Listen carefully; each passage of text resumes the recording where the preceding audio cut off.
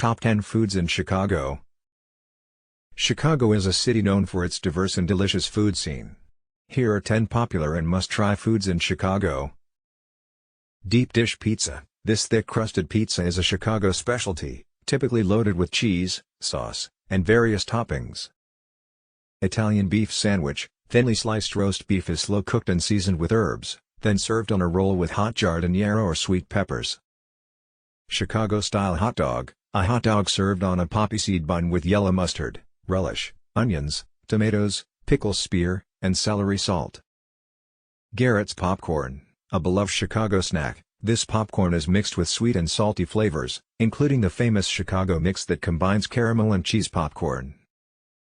Polish sausage. A sausage sandwich made with a grilled, smoked sausage, served with mustard and grilled onions. Chicken Vesuvio. This Chicago-style chicken dish is baked with garlic, oregano, potatoes, and white wine. Rainbow Cone. A local ice cream chain known for its 5-layered ice cream cone that includes strawberry, chocolate, Palmer House, vanilla with walnuts and cherries, pistachio, and orange sherbet.